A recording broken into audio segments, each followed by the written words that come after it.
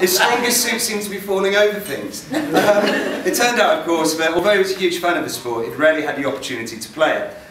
In Rob's defence, his improvement has been impressively quick, and today I'm happy to report that he makes a perfectly adequate number 11 batsman. The thing with Rob is he's a real clubman. He's passionate about the team, the players and the results.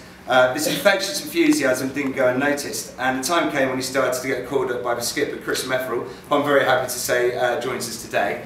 Chris, give us a wave. Now, Chris, Chris, there's a rumour I want you to put to bed for me. Did Rob's continued selection in the team have anything to do with the fact that he was your housemate at the time, and it could have been made life very awkward if you hadn't selected him? Is this true? Of course. Of course. I think it was because I drove the bus. We're coming on to that. Rob actually contributed to two of my favourite moments in my own cricketing career. The first one is I was lucky enough to be part of Rob's, I think it was Rob's highest ever scoring partnership with the bat, which is a really nice moment, especially as also actually my highest scoring partnership with the bat as well. Is that right? Well, you were doing the scoring, so yes. Yeah. The second moment was a little bit more farcical. Basically, what was happening is we were reunited at the crease once again. We must have been about 9 down. Rob edged the ball behind, and he took off like the clappers without seeing where the ball had gone, if he forgot to look. Unfortunately for him, it got into very close proximity to one of the fielders, straight into their hands basically. So Rob's halfway down the wicket, and I'm thinking, oh my God, what's he doing? I haven't got a chance. I go, no Rob, no. He keeps coming, he's stampeding down, no Rob, no.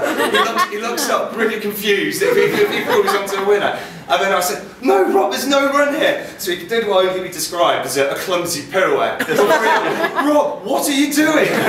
To which Rob replied, I don't know. So he made his way to the pavilion with the opposition rolling around laughing as he ran him out by an embarrassing distance. Anyway, as time went on at UEA Cricket Club, Rob managed to cement himself a regular role in the team. The role specifically was that as the bus driver. This new role for Rob didn't go swimmingly well. He failed his first bus driving test, which, if you've ever been in a car with him, you won't find hard to believe, despite his protestations.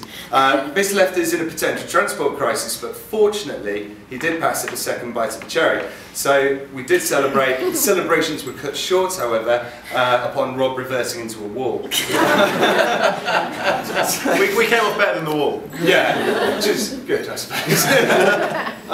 Now, before I spare you off my terrible jokes and wrap up the speech, I want to tell you a story. As I know it, I might have a few details wrong, of how Rob and Liz got engaged. I thought long and hard before including this in my speech, as although it was very George news at the time, the scenario behind it was a little bit grave, but it will help me explain why I know these two are absolutely meant to be together. I'll try not to suit the fun out of the proceedings too much, but please do bear with me. Basically, 18 months ago, Rob was very, very sick and had to be taken into hospital for a few months.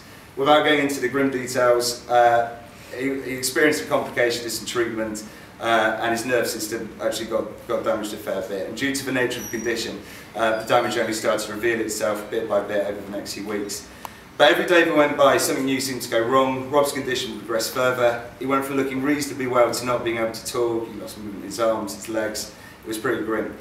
It got so serious it became apparent that there was a good chance Rob might not be able to recover, or we might lose him. Amongst all this happening, Rob, after he had lost his speech, and as it was the next day, we found out use of his legs. He communicated to Liz, who'd been at his bedside throughout, but he wanted to be taken out for a walk. So Liz wheeled him down to the hospital gardens, where Rob got Liz to stop. He then struggled out of his chair, down onto one knee, looked her in the eye, and as I understand it, slipped one of her rings off of her finger and onto her wedding finger. Now, it's probably one of the most romantic gestures I've ever heard of, certainly in my time, and I remember talking about it with some of the cricketers at the pub a bit later, all of whom were married, I should mention, after we heard the news. And as bad as it sounds, the first thing we could think of was, how the f are we supposed to top it? It was all very carefully planned. Anyway, as you can see, that particular story does have a happy ending. Rob remarkably defied the odds. He made 100% recovery, thereabouts. He now is an important cog in the biggest company in Norwich. He's as disagreeable as ever. And most excitingly, he's planning on making a foray into the world of corporate boxing. Now, I don't know if you knew about this actually. You do, right. With this in mind, I would like to make my first toast of the afternoon to Rob in his good health. So please be upstanding, charge your glasses. Rob. To Rob and his good health. Rob. Yeah, you can. But you need to top up. Switch that one. Right. So the other good thing to come out of all of this was that Rob and Liz's relationship emerged as strong before it. They really did show the world how deep their love for each other runs. Liz was a trooper throughout. She was at his bedside every day throughout the terrifying ordeal, helping to nurse him back to health, reading newspapers, playing games, generally having pretty one-sided conversations. Liz refused to join us at the pub actually for a beer as a chance to unwind whilst Rob was in hospital. The reason for that was that her faith in Rob being able to pull through was so absolute that she didn't want to go there until he was at her side and able to enjoy it too. Liz's strength throughout this whole period inspired me and gave me comfort during what was a very difficult time. And I'm sure Rob drew on that strength too when he needed it most.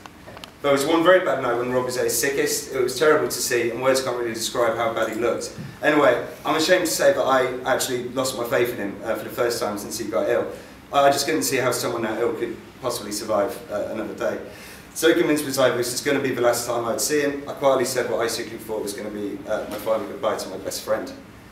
Even at such a desperate time, Liz, being the nuggety northern lass that she is, didn't lose hope. And sure enough, over the next few days, Rob began to stabilise, slowly began to get some functionality back. The improvement picked up pace, and one glorious day was discharged. I'm convinced that couldn't have been done without Liz. In fact, I don't think any of us could have done it without Liz. Liz, you're a rock to me. I know you're a rock to Rob's parents and our friends, and I think you continue to be and always will be Rob's rock. So, this brings me on to my second toast of the afternoon. So please once again be upstanding and charge your glasses to Liz, the strongest person I know. To Liz. Oh my God. Yeah. Right. So before making the final toast, I'd like to wish Rob and Liz a terrific and fully deserved honeymoon. For those that didn't know, they're due to shoot off to North West Wales later tonight. Really? What? You're not going? No. I specifically overheard you say that you were going to Bangor tonight.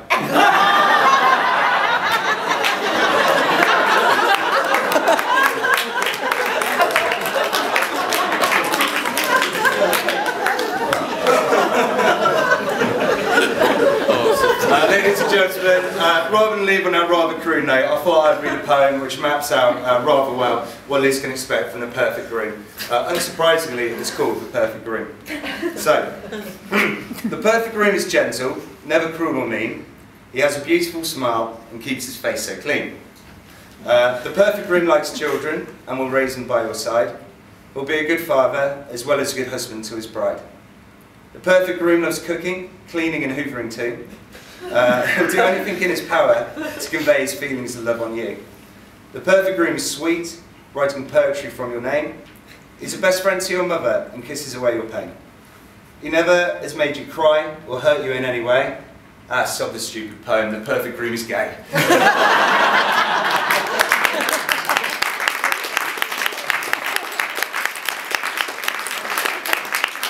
So it gives me euphoric pleasure to make the toast up what may never happen. Please charge your glasses one more time and be upstanding for two of my best friends in the world, who I love very dearly and indescribably proud of. The bride and groom, Liz and Rob. Lifetime of happiness. Cheers. So that's it for the speeches. We've now got to make our way downstairs for coffee and petit fours. The staff in the meantime, I think we're going to convert the room to a disco for us to have a bit of an ease up. So once you finish your drinks, make your way down. Thank you very much.